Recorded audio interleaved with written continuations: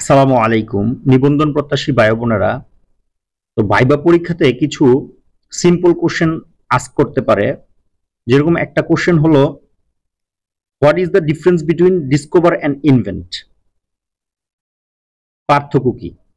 খুবই ইজি।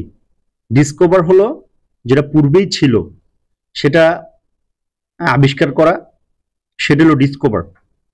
আর যেটা পূর্বে ছিল না, সেটা যদি আবিষ্কার করা হয় তাহলে ইনভেন্ট। যেরকম এখানে বলা আছে যে ডিসকভার হলো uncovering what is already there, আর ইনভেন্ট হলো ক্রিয়েটিং সামথিং এন্টায়ারলি নিউ। এলো ডিসকভার এবং ইনভেন্টের পার্থক্য। আবার আরেকটা কোশ্চেন হতে পারে যে what is the difference between revenge and avenge?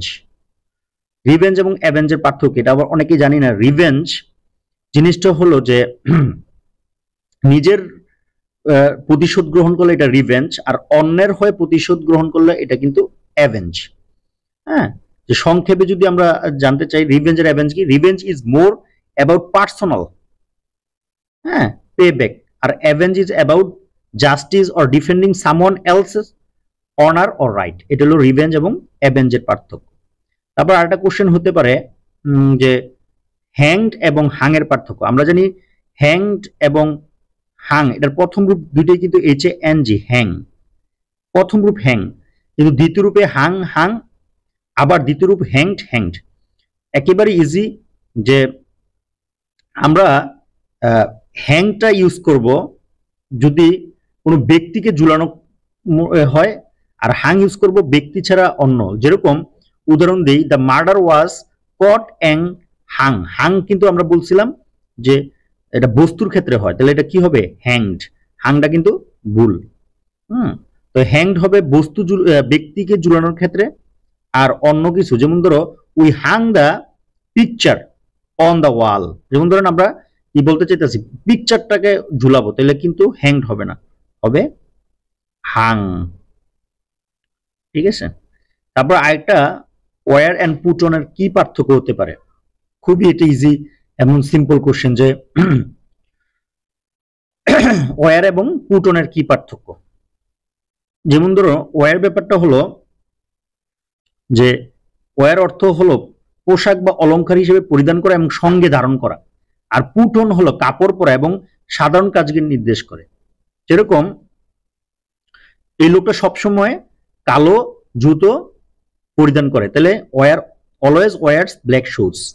R normal ভাবে যদি কিছু বলি তখন হলো পুট অন। যেমন আমরা পোশাক পরি, সকালে পোশাক পরি, আই পুট অন, আমি আমার পোশাক পরি সকালে, I put on my clothes in the morning. আচ্ছা, ঠিক ওরকম ভাবে ওয়্যার এবং টিয়ার আপের কি পার্থক্য হইতে পারে? সরি, টিয়ার এবং টিয়ার আপ আমরা জানি দুটো অর্থই ছেঁড়া অর্থ প্রকাশ করে। সোজা বাঁকা বাঁকা রেখা বড় ভাগ করা বা ছিন্ন করা টিয়ার। আর টিয়ার আপ অর্থ হলো কোনো কিছুকে ক্ষুদ্র ক্ষুদ্র অংশে ভাগ করা, এটা হলো টিয়ার আপ। ক্ষুদ্র ক্ষুদ্র অংশে ভাগ করলে এটাকে বলা হয় টিয়ার আপ।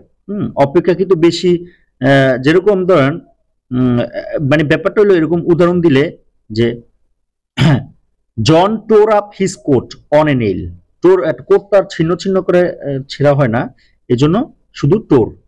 টিয়ারের দ্বিতীয় রূপ চোর, টোর হবে। আর টিয়ার আপ হলো একেবারে ছিন্ন ছিন্ন করে ছিঁড়ে ফেলা, মানে একেবারে ক্ষুদ্র ক্ষুদ্র অংশে ছিঁড়ে ফেলা। যেমন হি অলওয়েজ এংরি অ্যান্ড টোর আপ দ্য লেটার, লেটারটাকে সে পুরো কি করলো? ক্ষুদ্র ক্ষুদ্র অংশে ভাগ করে দিল। তো এইভাবে আমরা যখন অপেক্ষিত বেশি পরিপূর্ণতার ধারণাটি প্রকাশ করতে বার্বগুলোর সাথে আমরা আপ ব্যবহৃত করি। যেমন ধরুন বার্ন মানে পুরানো, কিন্তু বেশি পরিমাণে হলে burn up, then drink up, dry up, eat up, shut up, use up, এগুলো আমরা ইউজ করে থাকি। এই ছিল আমাদের সিম্পল কিছু কোশ্চেন যেগুলো ভাইবা পরীক্ষায় আস্ক করতে পারে। সবার জন্য শুভকামনা। Thanks for watching.